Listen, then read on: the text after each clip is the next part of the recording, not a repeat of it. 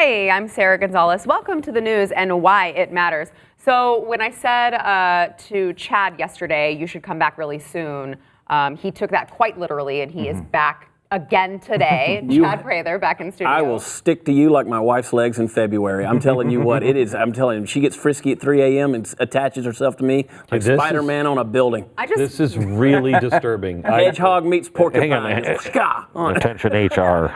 Attention HR. I just feel like you have a knack for making something super awkward in like 0.2 seconds. Well, here's the thing. I don't want to push you over the edge. I just want to show you. And if you go ahead and jump over it, then that's your business. But me, I just want to get you close. All right. Glenn, top story. Okay, top story for me is Donald Trump's terrible, horrible, no good, very bad day or week. There's a line of it's like, you know, those when there's a snowstorm in the east where somebody slides off the road from ice and then it's just like a 25-mile car crash. Yes. That's what's happening right now to Donald Trump. Okay, all right, Stu. Part of that for me is the bump stock ban. Your Second Amendment rights have been infringed just by a little, but it's an opening to a much larger problem, and we're going to talk about that. All right, Chad. Obviously, we know that the border wall debate is raging on in America, and apparently some American citizens feel so strongly about it that they're actually getting into crowdfunding and raising money to build a wall. But is it that simple? All right, got a lot to get into, obviously, but first want to thank our sponsor, Iridiazone. Chad, have you seen my fat picture yet? Oh my gosh, don't. Want to say it again. No, just say yes, say yes. Yes, Hook 'em horns. So, yes, I used to be fat. I love to show new people. I used to be quite large, and I am not anymore. But, so I lost like 100 pounds, but I struggled with... Watch this. What? I don't know, you are looking a little... porky lately. No, I mean, don't you see? I mean, she said, I think we could get her down to 40 pounds. Like tomorrow. No, you're like so skinny. You're like so skinny. I am, but it took a lot of work to get there. And then after you lose the weight, I'm going to be throwing up in the bathroom. I know, don't. After I lose the weight, you have to deal with metabolism, which I've got really crappy metabolism. And then you have to deal with craving food all the time. So Iridiazone has really worked for me to help maintain, but it can also help you lose if you're looking to lose those extra pounds, especially over the holidays. It's a struggle. Staying away from the cookie tray is a problem. Yeah, it's a struggle over the holidays. So try it, see if it works for you. You can get 30% off of a 3-month supply right now using promo code THEBLAZE at Iridiazone.com. That's RIDUZONE.com. Use promo code THEBLAZE for 30% off a 3-month supply. That's $1.39 a day. Come on, you can do that. You can afford that. You guys are like, it's such a struggle. No, surrender. I surrender to the cookies every day. I come in and I'm like, you're mine. I'm yours. You went through the effort of making yourself for me. Yes, you're sitting there, right there, just saying, take me, eat me. Yes, I'll do it. Okay, so the top story for me is how the Trump world has just about completely collapsed on the heads of anybody who has supported him or believed in him. Now, he can still possibly turn this around, but if he continues on this pace, he is in real trouble. Let me just go through some of the items. These are all within the last 2 weeks, generally. You have Kavanaugh. We had that big fight. Kavanaugh comes out, last week? And Kavanaugh is talking about, well, I'm not going to rule against Planned Parenthood. Wait a minute. What? What? Oh. Bad. You mean to tell me he was not the uber conservative we were told that he was? Surprise, surprise. Then you have Syria. The president yesterday just surprised our generals and texting from the toilet, going, another thing I want to do is pull the troops home from Syria. Not a good idea. Once again, the United States is entering the zone where we always go. We snatch victory right out of the jaws of defeat. That's what you want to do. We always snatch defeat from the jaws of victory. And we turn it around every time. Then, the Russia letter. He spent 2 years saying, I have no business dealings. He clearly had business dealings. It's not good. It's not going to end well. Bump stocks today, where he comes out yesterday, and there's no pressure on this. What are you doing? You hold that back. And now, I don't think you give in, but you hold that back. You don't just get up one morning and go, you know what I'm going to do? I'm going to make a whole bunch of people felons in 90 days. You don't do that. Not somebody who is for the Second Amendment. North Korea came out and said, nothing. We're not going to do anything unless the United States pulls all of its troops back and stops being so intimidating. So even that fell apart. And then on top of all of this, you had another drop of almost 500 points in the Dow today. So we have gone in October from about 27,000 to just under 23,000. And it doesn't look like it's going to stop anytime soon. This is not a good recipe here for 2019. This is not going to be the way to start 2019. What do you think is the catalyst for this Dow drop? It's house cards. I think the trade war has a lot to do with it. Everybody is downgrading their estimates on how much they're going to make next year. Nobody sees stability. Everybody knows that, a recession is normal. But when you look at the actual numbers all around the globe, I think people are starting to panic. You want your money out of the stock market before people panic. And I think panic is coming soon. Chad, you're a Trump supporter, right? I am. Relatively speaking. Yeah. So what do you have to say about all of this? Well, one thing, I wish he wouldn't tweet about trade deals with China, impetuously, and I think that did start a big part of the stock market fall whenever we started to see that happen. I've always likened Trump somewhat to a laser pointer to cats. He just buzzes it all over here, and the media's doing this, trying to catch it, and it's kind of fun to watch. So here's the hand up here doing this, and he's down here doing some work, and he's gotten a lot of things done by that distraction and sleight of hand. And we've always thought the Republicans have failed because he is so good at the laser pointer, and they are cats, that the Republicans could have gotten everything through Congress, and no one would have paid attention. They wouldn't have had a clue. Wouldn't have had a clue. I mean, like one of the things that he just signed the hemp bill. Nobody's talking about that. Well, they are, because there are people out there who care about hemp and CBD and all of these things. But by and large, I haven't the heard big this. news, he just signed the hemp, legislation, and so that's big news in terms of, what we can produce in America. That's beside the point. But those are the kind of things. While you're up here talking about his horrible week, he's over here signing these things, which are making other people happy. And we don't even know he's doing that. But with that list you just gave, if he's not able to pull that magical rabbit out of the hat this time, I think we've just witnessed in a 2-week, 10-day span maybe, the loss of 2020. Yeah, you know what I didn't? Dire. You know what I didn't even include? The border. Yeah. I didn't even include the border on that. That, which is one of the worst things. Now today he was out saying, we need border security. I'm going to get tough on this. I'm going to veto this. How did he misjudge his following so much to where he caved? Now it doesn't look genuine. He doesn't look tough. I contend if Donald Trump would have come out instead of this week saying, oh, you know what, I give up and I'm going to give $5 billion to Mexico, if he would have come out and said, no, you know what, shut it down, shut it down. I'm going to fix, because it's just me and the American people, even the Republicans don't agree with me.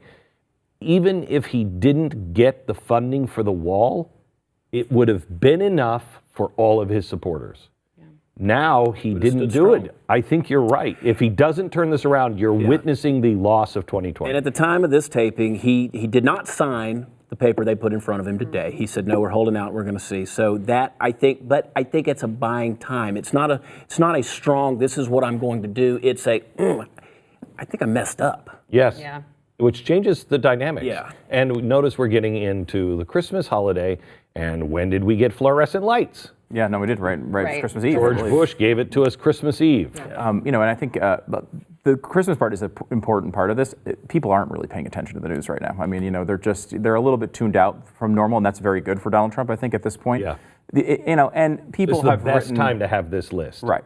people have written Trump's obituary like 9 zillion times since he's been in office. So will this be the thing? Who knows? I will say the differentiating thing is these are not the issues that like the media is complaining about. There's no one in the media saying the bump stock ban is bad. There's no one in the media who's complaining that he's not tough enough on the border, right? These are all issues that his base is annoyed at. Yeah. And like, again, he's always been so good at honoring, I think, his base and trying to, and playing to that, and realizing that's where his strength is.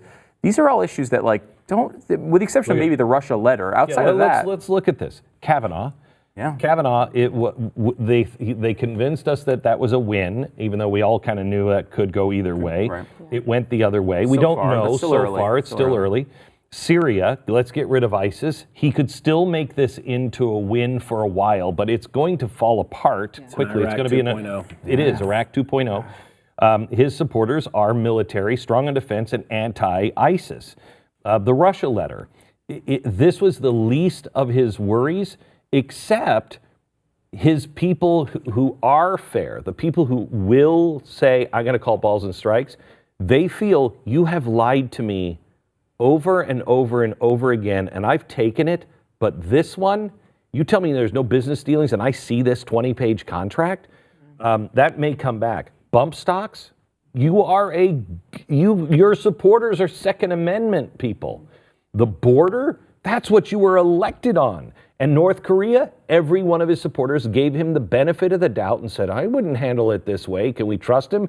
But we trusted you because you're the president and you went and did it. Have we gotten taken advantage of? There's not one thing on this list that his supporters go, I don't care if he gave on that.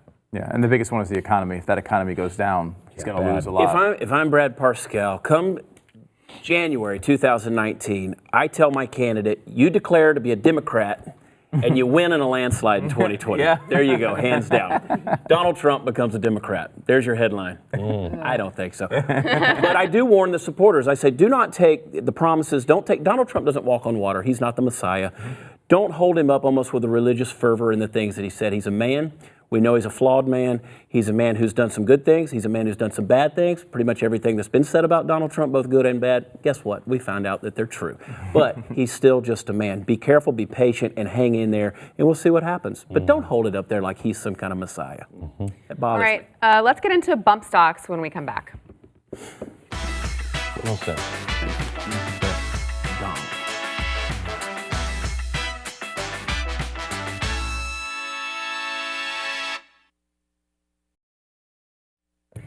Still, a ban on bump stocks. Yes, let me start by saying I don't care about bump stocks. I will never use a bump stock. I don't care about them. And of course, You're not a big bump stock enthusiast. No, I don't own one, and nor will I. I don't even want to fight about them. Right. One way or another. Yeah. It's like, nah. Very little interest, honestly, in the topic. Of course, the only reason we know about it at all is because one of the worst people ever born in history used one to kill 58 people in Las Vegas. So I can understand why they're not exactly popular right now.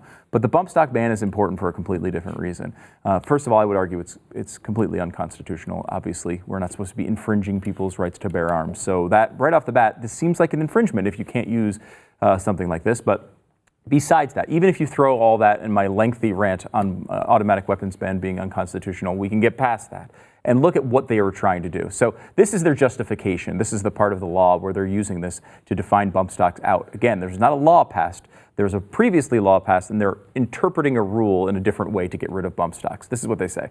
Any part designed and intended solely and exclusively or combination of parts designed and intended for use in converting a weapon into a machine gun. So you would say, okay, well, I can see how that would be, you could ban bump stocks using that.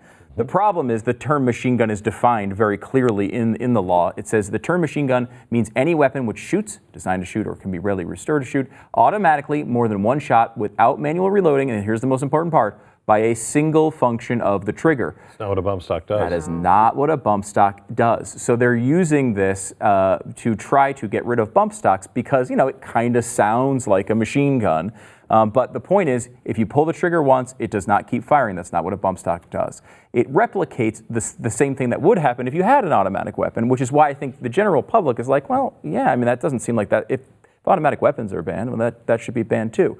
That's not how the law works, of course. Now, we got very upset at the Obama administration when they said, you know what we should do? We need to pass a bill to let illegal immigrants who've been here for a while stay. DACA. That everyone was like, well, okay, we can talk about that, but Republicans say no, Democrats say yes. So when they can't get through Congress, Obama says, you know what, I was thinking, even though I've said multiple times in front of you that I can't do this through executive order, I'm going to do it through executive order. And we, of course, freak out. Well, the Obama administration didn't even ban bump stocks with an executive order. They tried to get it through, and this is what was said about it at the time. The stock has no automatically functioning mechanical parts or springs and performs no automatic function when installed. Accordingly, we find that the bump stock is a firearm part and is not regulated firearm under the Gun Control Act or the National Firearms Act. This is in 2010, and it was from the Bureau of Alcohol, Tobacco, and Firearms. So they have already ruled that you can't do it this way, and now we're doing it this way anyway. Sean Davis had a great piece in The Federalist that talked about how stupid the law actually is and how it actually would work in effect. The reasoning behind the drafting of this rule is so bad that once it takes effect, an individual who owns no actual guns but is convicted of possessing an illegal bump stock would be subject to a maximum prison sentence of 10 years. While an unauthorized individual who is convicted of bringing a loaded rifle into an elementary school will be subject to a maximum prison sentence of just 5 years. So the law is written poorly. It's not constitutional. You can't do it a million different ways. But if you want to see how ridiculous this is, and it's just a feel-good measure, and it opens up a very dark door of the next president deciding they want to ban a bunch of other stuff, and they will be justified to do it if this doesn't get overturned in the courts, which I hope it does. But it also is completely ineffective. Watch this video. This has been on YouTube for, I think, 13 years now. This video of how to make a bump stock at home. I don't know if you have all these parts. Let's see if you do. Just take a standard household rubber band. Preferably the thicker kinds are better. What you're going to do is simply just wrap it around your trigger. Okay, rubber band around the trigger. So. Make it cooperate. All right, this is tough so far. And then you're just going to stretch it around the trigger guard. Well, that's hard. Stretching the rubber band around the trigger guard. There you go. And hook it on the other side of the other side. That's it. That was it? So yeah, that was it. A rubber band. A literal rubber band. You can do this that easily with a free video on YouTube. Well, do you think we're going to let England have all the fun? They do all the kitchen knives and the table knives. Sure, they do. We need the rubber band. And if you don't have that piece of elastic equipment because you're a poor redneck, guess what? You can do the same thing with hooking your thumbs through your belt loop. Your belt loop, right? The same deal. Every country boy knows this. Yeah, that's an amazing thing. And it's like, so we know it's not effective. And what we've done is now, for whatever reason, without even there really being a demand for it at this moment, we've given up infringement of our Second Amendment rights. We've all apparently agreed that it's okay for the president to step in and do something like this. And the next, I don't care about bump stocks. It doesn't affect me at all. I mean, that's not the way you judge a law like this. If someone does care about bump stocks, it's our job to defend their right to use them. However, I have no passion for bump stocks at all, but I will have passion when President Kamala Harris is in office and thinks that she can do the same thing with God only knows how many different variations of firearms. This is a really dangerous precedent, and very few, if any, Republicans are standing up to even mention that it occurred. I mean, who needs a scope? Who needs a red dot sight? Who needs a laser sight? Who needs any of those? A large magazine. Who needs a magazine? You know, New Jersey police officers can't take their firearms home in legal theory because it can't hold more than 10 rounds. You know, who needs a sling to put it over your shoulder? I remember when we lived in New York and there was an off-duty police officer. Remember this? Either off-duty or retired police officer had his gun. Across the street, there was somebody in like some coffee shop, came in with a samurai sword and was hacking people to death in this thing. He took a woman outside, I think was about to cut her head off across the street. He fired, single shot, right through the head, killed him, and he got in trouble. And he got in trouble. Wow, that's insane. Chad, crowdfunding the wall. Crowdfunding. Well, obviously the debate is raging, and people feel like the president is waffling on getting funding for the wall. He's not pushing as hard to shut down the government. All of these threats, are they empty threats? We don't know. So certain citizens, for instance, my friend Brian Kolfich, who is a triple amputee veteran, he decided to start a GoFundMe page for funding the wall. Now we laugh. Is he really your friend? He is, yeah. Yeah, we work with the same media company. For my blog, politicalcowboy.com, it also publishes his. So we've been through the doldrums of Facebook censoring, conservative voices and all these crazy things together. We've shared the wounds. Metaphorically, he's actually wounded. He's a great guy, an incredible veteran in service to his country, but he's very passionate about these things. So he started a GoFundMe page, and we giggle and we laugh, but in 2 days he's raised $6 million with $1 billion goal. Now we know that's a long way from $1 billion, but the fact that people have responded, $6 million. But here's the catch. Because with my social media following, I had a lot of people encourage me to do the same thing. And I said, here's the problem.